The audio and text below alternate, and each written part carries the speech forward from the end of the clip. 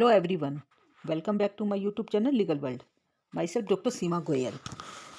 As in the series of Sales of Good Act, I have discussed various important concepts relating to the Sales of Good Act. Today in this video, I will discuss with certain definitions provided in section 2 of the Sales of Good Act. As these definitions are also important for the examination point of view.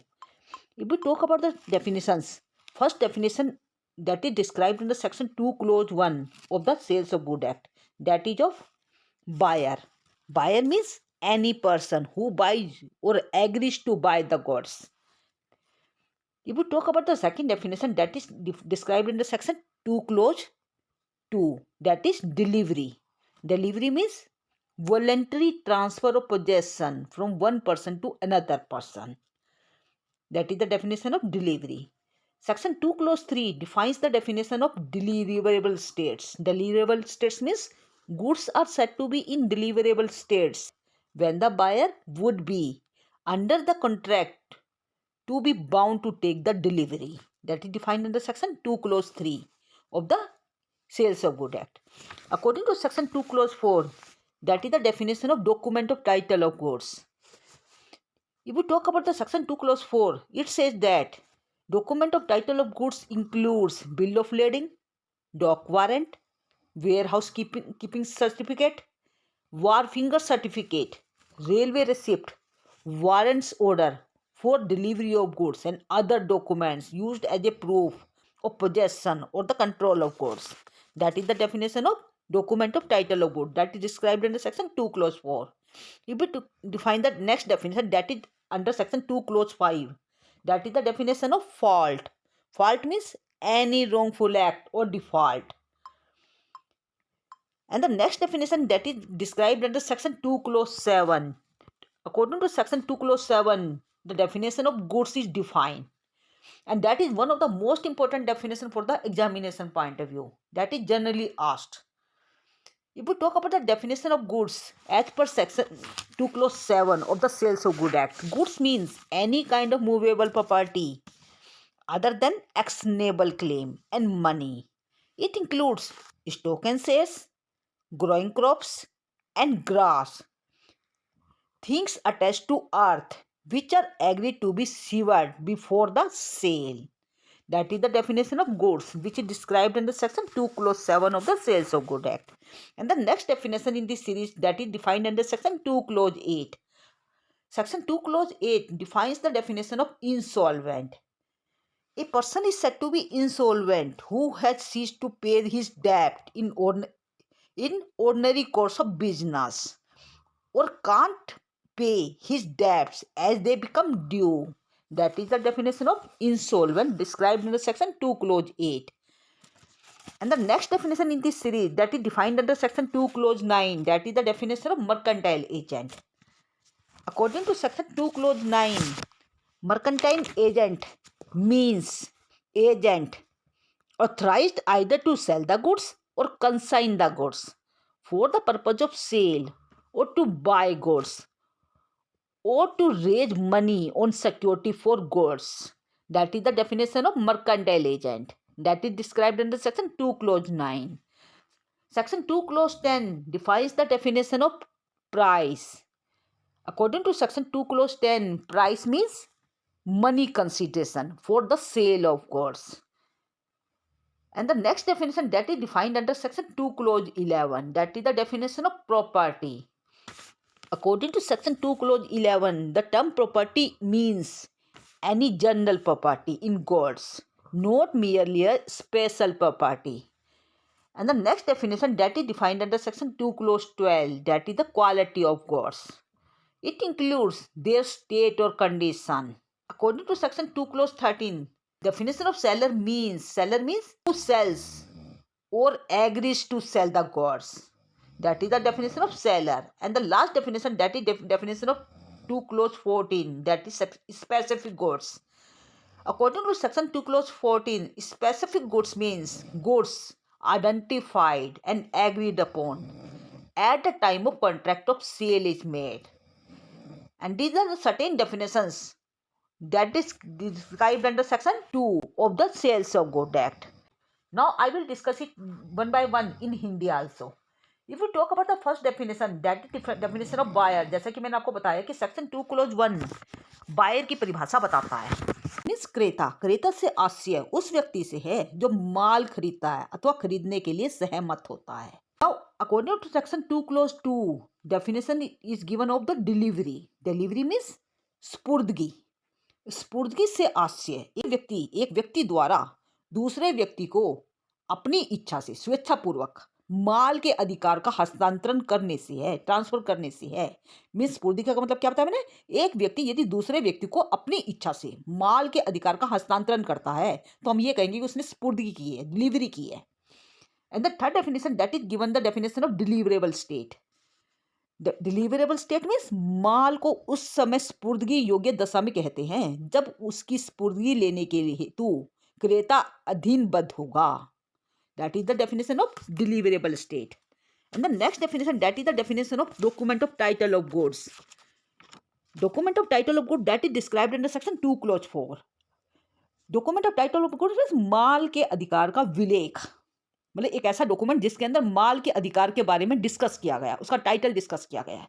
Means माल के अधिकार विलेखों में कौन कौन शामिल होंगे, लदान पत्र, गोदी वारंट, गोदाम पालक का प्रमाण पत्र, रेलवे रिसिप्ट, माल की स्पुर्दगी का आदेश, अधिपत्र तथा इसी प्रकार के अन्य विलेख भी सम्मिलित होते हैं जो व्यवसाय के साधारण चलन में माल के कब्जे अथवा नियंत्रण के प्रमाण पत्र के रूप में प्रयोग होते हैं, अथवा जिनमें वर्णित माल को हस्तांतरित करने के लिए बेचने या स्पुर्दगी के द्वारा कब्जा लेने करने वाले को अधिकृत किया जाता है। तो डॉक्यूमेंट ऑफ टाइटल गुड्स में मैंने आपको क्या बताया, it includes bill of lading. Bill of lading को हम कहते हैं लदान पत्र। Second one is dock warrant. Dock warrant means गोदी वारंट, या फिर मैंने आपको बताया था warehouse keeper certificate means गोदाम पालक का प्रमाण पत्र, warehouse finger certificate, railway receipt जो मैंने आपको बताया था दैट इज द माल की स्पुर्दगी का आदेश, रेलवे रसीद, अधिपत्र और इसी प्रकार के जो बाकी भी अभिलेख है, जो भी डॉक्यूमेंट है वो भी इसमें शामिल होंगे जो व्यवसाय के सामान्य चलन, जो साधारण जो चलन चल रहा है उसके अंदर यदि उसका यूज किया जा रहा है तो माल के कब्जे के संबंध में या फिर नियंत्रण के प्रमाण के रूप में प्रयोग होते हैं, अथवा जिनमें वर्णित माल को हस्तांतरित करने के लिए, मतलब वहाँ पे जो माल को जो आप डिलीवरी करेंगे, जो ट्रांसफर करेंगे, उसको करने के लिए बेचने या स्पुर्दगी के द्वारा कब्जा करने को अधिकृत किया जाता है। तो ऐसे जितने भी डॉक्यूमेंट होते हैं वो document of title of goods के अंदर शामिल होते हैं जिन्हें माल के अधिकार विलेख के नाम से भी जाना जाता है। And the next definition that is the definition of fault that is described under section 2 clause 5। According to section 2 clause 5 मैंने आपको क्या बताया था, फॉल्ट मीन्स रोंगफुल एक्ट और डिफॉल्ट मीन्स दोष का आशय गलत कार्य अथवा त्रुटि से है। And the next definition that is the definition of future goods, जिसको कहते हैं भावी माल, जो अभी तैयार नहीं हुआ है, जो फ्यूचर में तैयार होने वाला है। भावी माल से आशय उस माल से है जो बिक्री अनुबंध करने के पश्चात विक्रेता को निर्मित करना है, उत्पादित करना है या प्राप्त करना है। मतलब वहां पे कॉन्ट्रैक्ट ऑफ सेल हो चुका आपका, और कॉन्ट्रैक्ट ऑफ सेल होने के पश्चात अब वो माल अभी तैयार नहीं है, परंतु उसके बाद आपको वो तैयार करना है, निर्मित करना है, ऐसे माल को फ्यूचर गुड्स कहा जाता है। And the next definition that is the definition of goods, मतलब वस्तु या माल।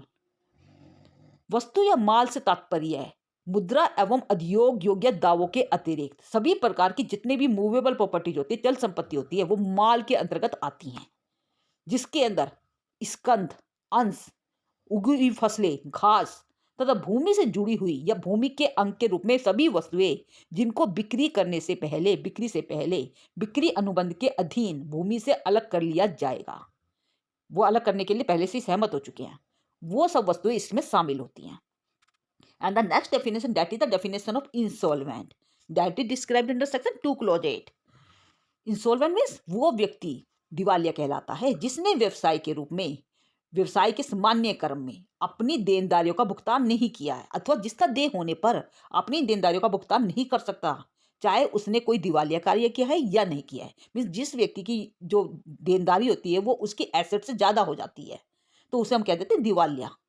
तो वहाँ पे क्योंकि वो देनदारियों का भुगतान नहीं कर सकता, वो उसके योग्य नहीं रहा, तो वो अपनी देनदारियों का भुगतान नहीं उसने किया भी नहीं और वो कर भी नहीं सकता, ऐसे व्यक्ति को कहा जाता है इंसॉल्वेंट, दिवालिया। And the next definition is the definition of mercantile agent that is described under section 2 clause 9. According to section 2 clause 9, व्यापारिक एजेंट से आशय ऐसे व्यक्ति से है जिसे व्यापार की सामान्य प्रगति में एजेंट की हैसियत से माल बेचने, विक्रय हेतु माल भेजने, माल खरीदने अथवा माल की प्रतिभूति पर रुपया लेने का अधिकार है. And the next definition, that is the definition of price, मूल्य, that is described in the section 2 clause 10. मूल्य से आशय माल की बिक्री के लिए मौद्रिक प्रतिफल से है.